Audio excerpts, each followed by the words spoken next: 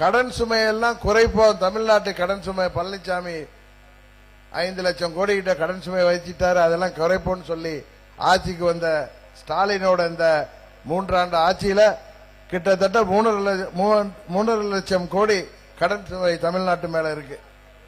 அதுபோல உங்களுக்கு எல்லாம் தெரியும், 3 மாதத்துக்கு முன்னாடி நமது பகுதியில் திருநெல்வேலி, தூத்துக்குடி பகுதியில், ஸ்ரீவைகுண்டம், திருச்செந்தூர், ஆழ்வார் திருநெல்லாம் வரலாறு காணாத மழைப்பொழிவு ஏற்பட்டு 102 சென்டிமீட்டர்லாம் பெஞ்சிச்சு.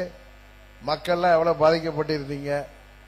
அதற்கெல்லாம் இனி போல இந்த பகுதியில் மாத்திரம் இல்ல, தமிழ்நாடு முழுவதும் மழை வெள்ளத்தால் இந்த புவி வெப்பமயமாதலால் பல பகுதிகளில் எதிர்பாராத அளவுக்கு மழை பெய்யுது. இதையெல்லாம் சரி செய்வதற்கு, இந்த இயற்கை பேரிடரை எல்லாம் சரி செய்வதற்கு ஏதாவது திட்டங்களை அறிவிச்சிருக்காங்களா?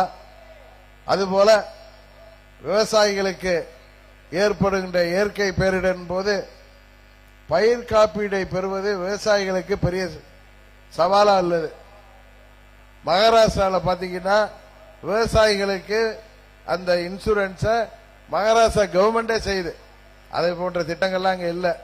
ஆனா அதை விட்டுவிட்டு இந்த ஆட்சியில மக்களை ஏமாற்றி ஒரு குடும்பம் தான் பொழைக்குதுங்கிறது தான் உண்மை.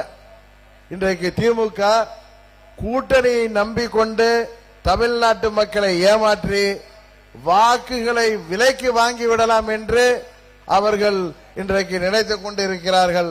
அவர்களுக்கு இந்த தேர்தலிலே நீங்கள் சரியான பாடத்தை புகட்ட வேண்டும். அதற்கு அம்மா மக்கள் முன்னேற்ற கழகம்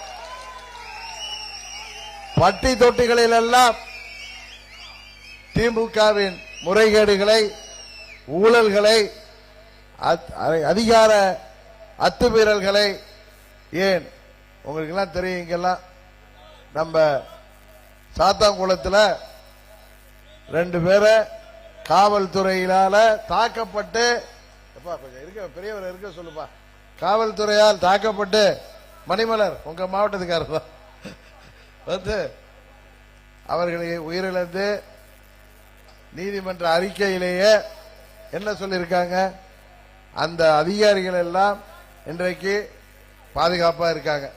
ஏன் ஸ்டெர்லைட் ஆலையில 13 பேர் உயிரிழந்தாங்களே, அவர்கள்லாம், அந்த அதிகாரிகள் எல்லாம் இன்றைக்கு பதவி உயர்வு பெறாங்க.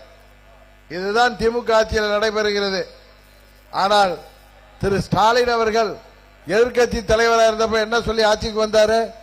அந்த ஸ்டெர்லைட் ஆலை துப்பாக்கி சூட்டிற்கு காரணமானவர்களை நாங்கள் ஆட்சி பொறுப்புக்கு வந்த பிறகு தண்டி போனாங்க.